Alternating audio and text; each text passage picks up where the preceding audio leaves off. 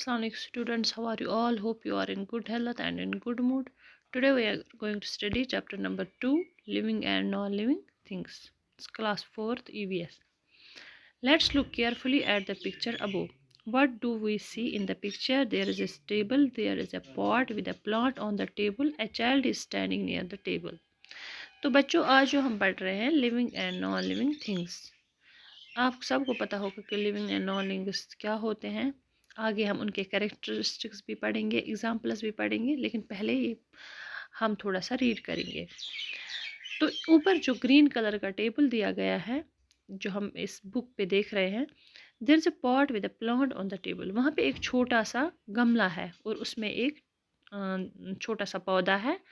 A child is standing near the table, और table के बिल्कुल पास एक बच्चा भी है।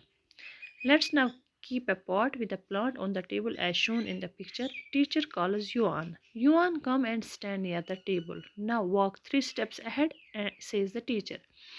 अब जो टेबल है उसके पास जो टीचर है उसने गमला रखा और युआन को बोला आप यहाँ आ जाओ और इस टेबल के पास खड़े रहो।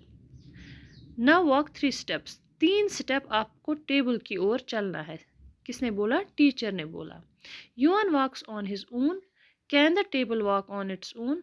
अब टीचर ने बोला युआन को, मैंने बोला कि यहाँ आ जाओ 3 स्टेप चलो, तो टेबल की तरफ खुद चलने लगा, लेकिन टेबल को एक जगह से दूसरी जगह मैंने उठाया। अब अगर टीचर टेबल को बोलेगी आप भी 3 स्टेप चलो युआन की तरह, तो क्या टेबल चलेगा? No, table can't walk its own. We have seen that only Yuan can walk from place to place on his own, says the teacher. अब हम देख रहे हैं, टीचर बोल रही है कि हम देख पा रहे हैं कि जो युआन है वो खुद चल रहा है, वो एक जगह से दूसरी जगह चल पाता है, लेकिन टेबल नहीं चल पाता। तो इसका मतलब है जो युआन है वो लिविंग थिंग है और जो टेबल है वो नॉन लिविंग थिंग है। ये एक कैरेक्टरिस्टिक है लिविंग थिंग्स और नॉन लिविंग थिंग्स का कि लिविंग थिंग्स खुद चल सकते हैं लेकिन नॉन लिविंग थिंग्स नहीं चल सकते। तो उसके बाद जो मतलब प्लांट है, प्लांट भी नहीं चलता है वो, लेकिन वो लिविंग थिंग है, तो मूवमेंट होती है, लेकिन जो लिविंग प्लांट है उसमें बाकी चीज़ें मतलब बाकी जो कैरेक्टरिस्टिक्स है जो हम आगे पढ़ेंगे वो है प्लांट में। ओनली एक चीज़ नहीं है कि वो चलता नहीं है, और एक्सेप्शंस में देखा गया है कि कोई पौधा है वो चलते हैं, उनको जैसे क्रीपर्स है वो खुद थोड़ा सा यहाँ से दूसरी जगह चलते हैं। तो look at the things around you. Write the names of the 4 things that can move on their own from one place to another and 4 things that can't. Things that can move on their own, things that can't move on their own. अब जैसे कि बच्चों आपने देखा yuan को teacher ने बोला आप चलो, तो उसने वो चल सकता है खुद, या आप में से कोई जो बच्चा है आपको मैं बोलूँगी स्टैंड अप बेटा, तो आप please walk 3 steps 4 steps 10 steps, तो आप खुद चलोगे, उठोगे, बैठोगे, लेकिन जो टेबल है, कुर्सी है, ये सब नहीं कर सकते। तो वैसे ही आपको वो चीज़ें लिखनी है जो खुद चलती है, जैसे आप, आपकी सिस्टर या आपका ब्रदर, ऐसे ही, या कोई जानवर, कैट, डॉग, बहुत सारी चीज़ें हैं, तो वो चीज़ें भी लिखनी है दूसरे टेबल में जो खुद नहीं चल सकती। कुर्सी है, टेबल है, और है दरवाज़ा है, लाइक मतलब हाँ एक चीज़ और है, आप बोलोगे अब गाड़ी खुद चलती है, वो लिविंग थिंग है क्या? गाड़ी लिविंग थिंग नहीं है, गाड़ी खुद नहीं चलती है, उसको इंजन होता है, उसमें पेट्रोल डालते हैं, उसमें बहुत सारी, वो नॉन लिविंग थिंग है।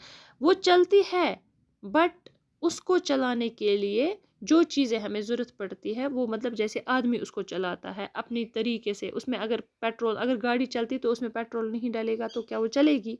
अगर उसको इंजन नहीं होगा, अगर उसको बाकी पार्ट्स नहीं होंगे तो वो क्या चलेगी? लेकिन इंसान को ऐसा कुछ भी नहीं है, इंसान उठेगा चलेगा।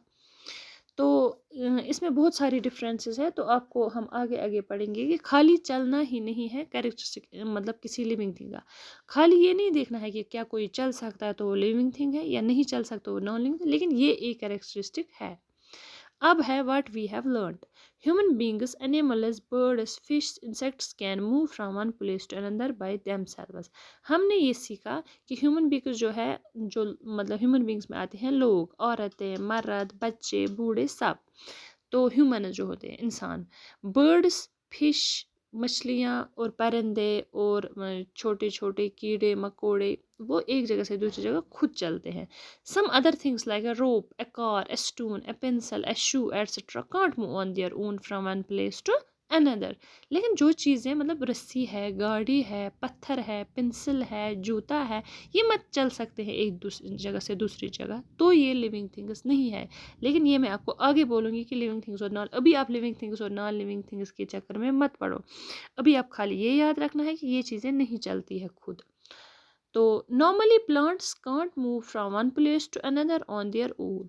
नॉर्मली जो है, जो पौधे होते हैं वो एक जगह से दूसरी जगह नहीं चल पाते हैं. But some plants do show some typical movements. लेकिन कुछ प्लांट्स होते हैं वो कुछ मूवमेंट्स ऐसे दिखाते हैं जिससे कि हमें लगता है कि इनमें जान है. जैसे सूरजमुखी का है, सनफ्लावर प्लांट जो होता है ना, वो जब सूरज चढ़ता है तो वो सूरज की तरफ अपना फेस करता है.